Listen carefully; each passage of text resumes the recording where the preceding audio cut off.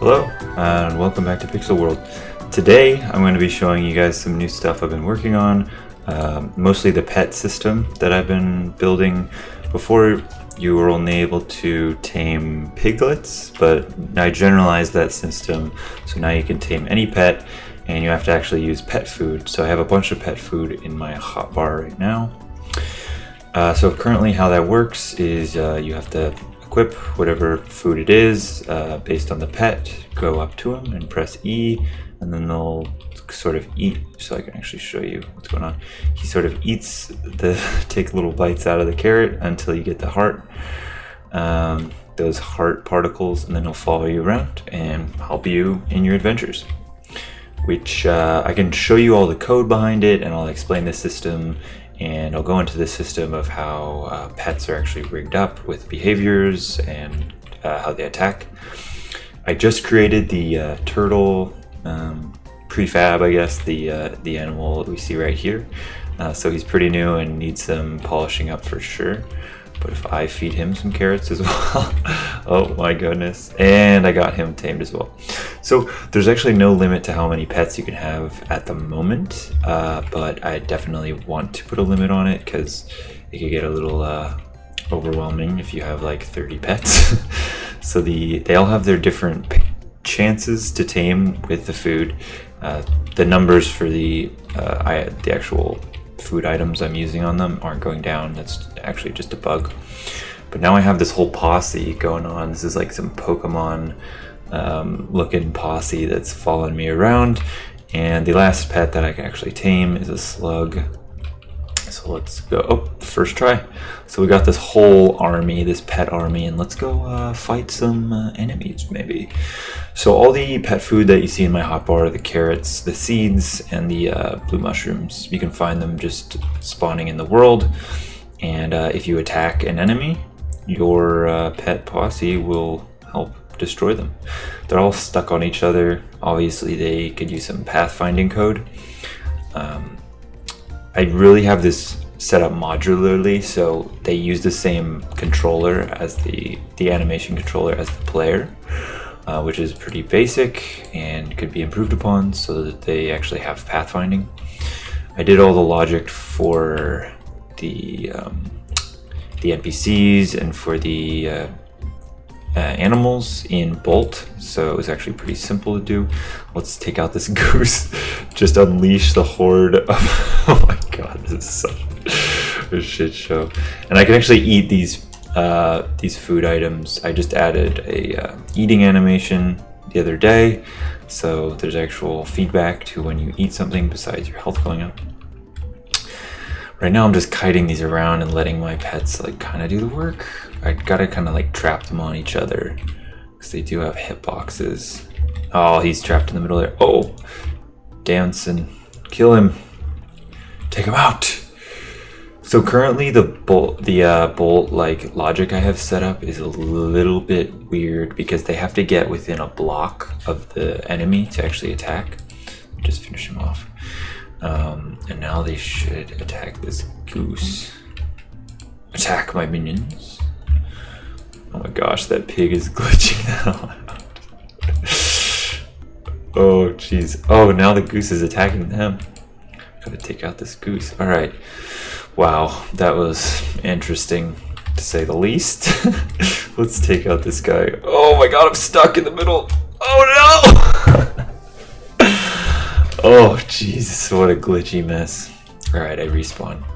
Alright, let me go jump on over to the Unity editor and I can show you how this all works. Alright, now we're back in the Unity editor and we're looking at the piglet prefab right now. So the prefab has a sprite renderer on the main game object, a dialogue zone, which is just a radius where you can actually interact with the pig, the swipes for their attack, a shadow underneath, the canvas for the health bar, etc. The game object itself, on the parent side, we have the sprite renderer and animator that actually just uses our base player animator. It's called Frog because that's the original sprites I made for the game was a frog. Anyways, So that's what it's all based on, is the same animation controller, which I can get into, but it is the same as my player controller. Then we have rigid body, and we have state machines, because we're using Bolt, a couple of variables that we use in Bolt. We have an enemy health manager, the enemy script, the loot manager for the looted drops, and then we reskin the original animation controller with the Piglet sprite sheet. So let's actually look at the dialogue zone real quick. I did not mean to make a change. So if we go into here, we have the tame pet script, which when you actually make contact with the dialogue zone, it triggers the tame pet script, and the tame food is set to a carrot. This is actually the item right here. And there's a heart burst and eat burst that we use in the script. Looking at the enemy script right here, we have, or let's go into the tame pet script. So when we are actually inside the collision of that dialogue zone and it is the player pressing E, and then we check if they have a current item. If that item is the same as this tame food over here, then we attempt to tame the pet, and we also decrement the item that the player has in their hotbar, or we fully remove the item if they only had one. And the attempt tame, we play the eat particle system, and we play the heart particle if it's successful in here, and there's a chance to tame that we have set on the actual food. I should probably also change the chance to tame on the pet itself, but I'll do that later. So the food has a percentage to tame the pet, and if you are successful, you get the heart particles, and then you follow the player around. And that follow player variable that's in the enemy script here does some other cool stuff. So in the actual enemy script, this is what controls everybody, every NPC, every animal, everything that's not the player. So we have some bolt variables where we set the direction for where the enemy is walking, or the direction they're walking. So we have chase declarations where if you attack an enemy, they'll chase after you and then try to attack you. And then here's the follower chase enemy. So it checks if the piglet is your follower, and if they are your follower, then your follower will chase after the enemy. And that's what's going on here. And then this is just general movement code for the enemy. And yeah, that's pretty much all of the code around this. Now I can show you the actual state machine, because you're probably interested. Well, how does the logic work for the enemies? And that's all here.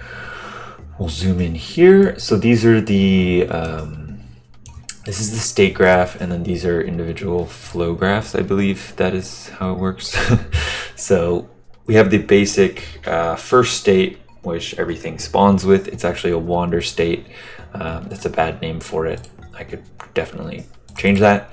So this is the code for making the animals just wander around. I took this from a tutorial video. I could actually show it to you up on the screen here. So basically what it does is it takes a random range between 3 and 5, and then it chooses whether it's going to stop walking or walk. And then you choose another random range for how long you should be walking for. And that's what's going on in this loop right here. That updates every frame. And then that just chooses either to, basically this first random picks between one of these, and this top one just sets the vector for the animal to 0, so it doesn't move them. And then this one sets it to a random vector that we get through here. This picks a random vector that's inside of a circle of your animal, so it'll choose a random place to walk to. And so if this gets called, your animal will get set onto a random vector, and it will walk in that direction, and it will randomly stop walking. So that's how the wander code works. Very simple, should definitely be improved upon. And then we have a few other things in here, like enemy chase, enemy attack, and enemy follow. So if you were to tame your pet, then it would go into the enemy follow. You can see in this transition, I have a reference to that enemy script that we saw earlier, and the follow player variable that we set earlier in the tame pet script that is set, and then it is used here. So if this is true, then we should transition into the enemy follow script. Pretty simple. So the enemy follow script basically just makes the enemy move towards the player, but like 1 block away from the player, so you don't get too close. And yeah, then it sets that vector, sets that as the walk vector. Yeah, pretty simple. And there's also an exit to like set the walk vector to 0 when you want them to stop following you.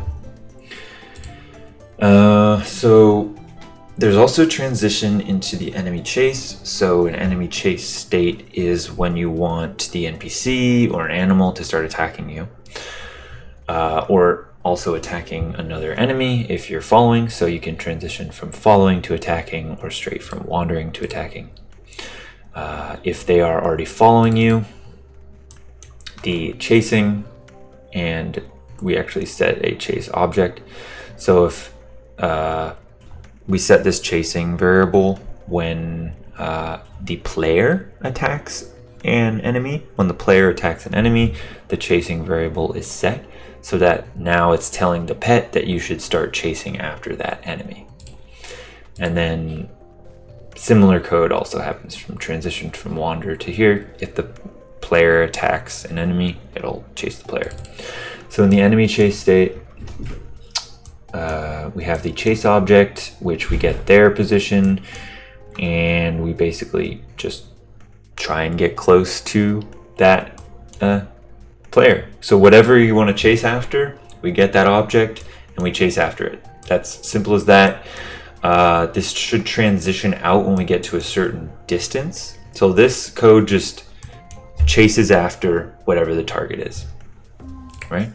And then once we get to this transition, this actually isn't set on the piglet, which is probably an issue. But anyways, what this does is it checks the distance from that object. And once you get within like 0.75 of a block, you transition into attacking. So you have to be a certain distance from the actual enemy you're attacking to attack it, right? So you chase until you are very close, and then you transition into attacking. Simple as that.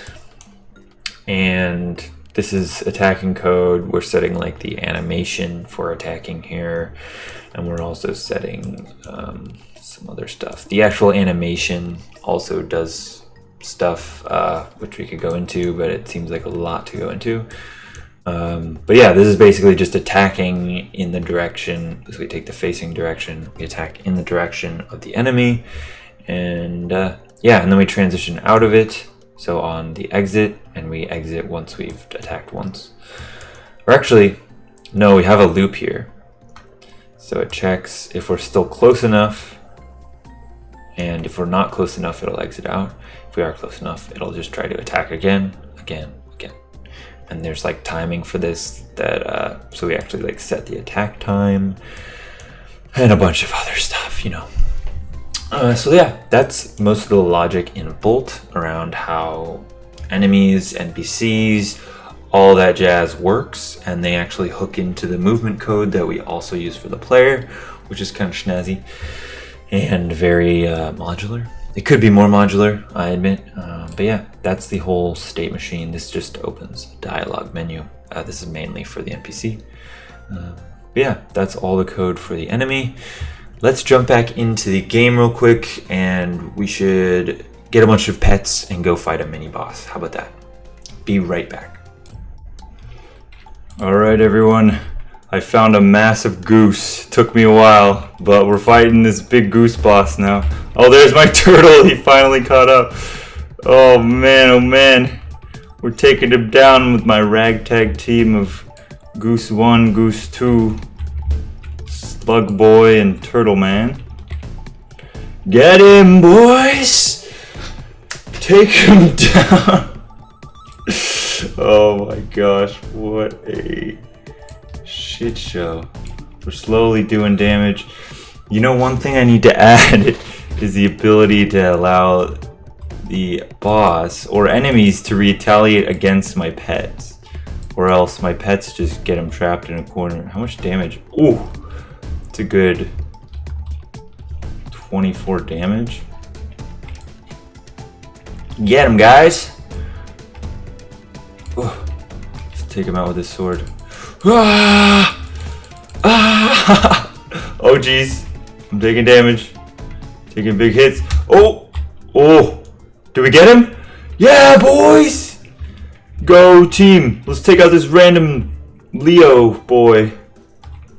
How much money we get? We got 10 coins for beating that boss. Oh, RIP. Well, everyone, thanks for watching. Next time on this sort of vein, there's some obvious improvements I could make. I also want to allow not enemies, but pets to evolve. I have a pig sprite sheet that I'm working on, so piglets can evolve into pigs. Also, turtles, I'll probably make a small version so they can evolve into this version. Also, gooselings. So I kind of want it to be like Pokemon-esque in that way. But yeah, if you have any other ideas or suggestions for other animals I could add to the game that would be a good fit for the world, I would love the suggestions down in the comments. Thank you so much for watching. I'll catch you next time. Peace out.